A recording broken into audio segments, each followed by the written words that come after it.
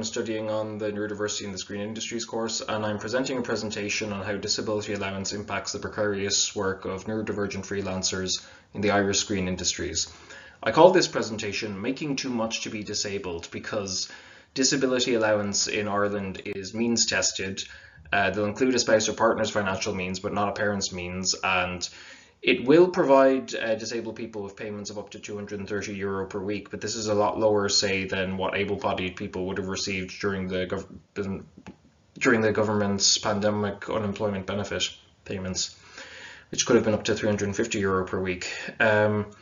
Aside from the disability allowance, you can earn up to €165 a week without the payment being affected, but if you earn more to that, they start to deduct from the disability allowance more and more, and this can be very tricky if you are working freelance in the film and television industry, because it's often short-term gig work, and what the Department of Social Protection expects you to do is inform them every time you've been employed and then when you're unemployed, so you can go back on and off the disability allowance. But this is very difficult for neurodivergent people to navigate, and it can leave them vulnerable with sort of DA they're depending on during times when there's low work.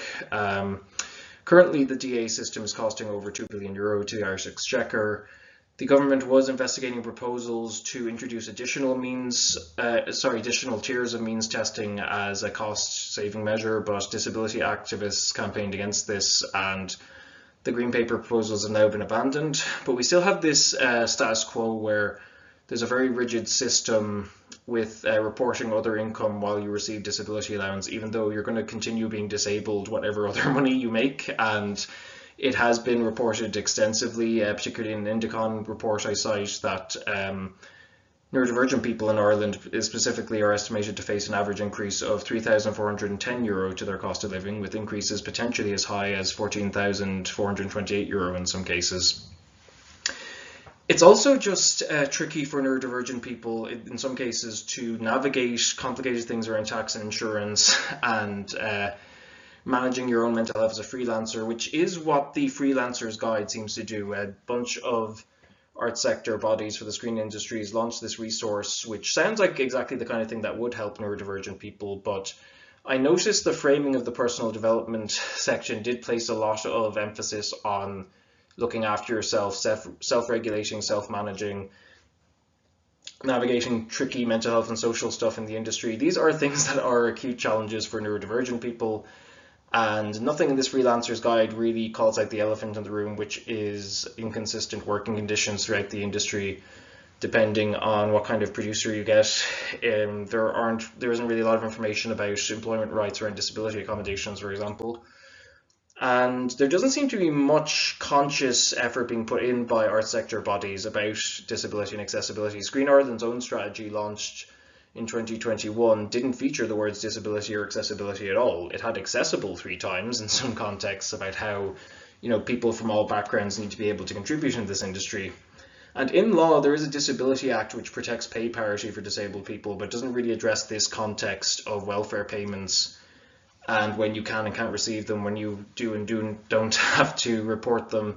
And the Equality Act specifies ministers' responsibilities around getting more disabled people employed and reviewing the nature of the social welfare payments disabled people receive. Typically, there are a few models with which you would grant people welfare payments on the basis of disability.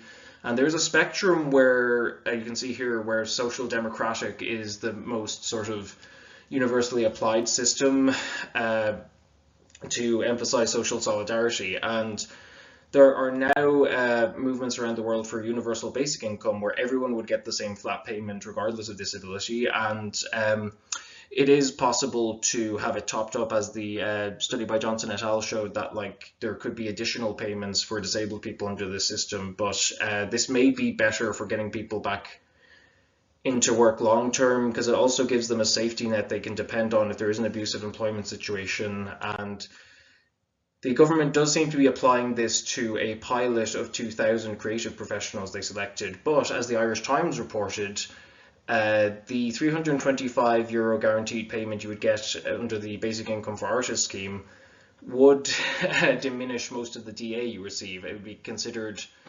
self-employed income, as would many Arts Council grants in this country.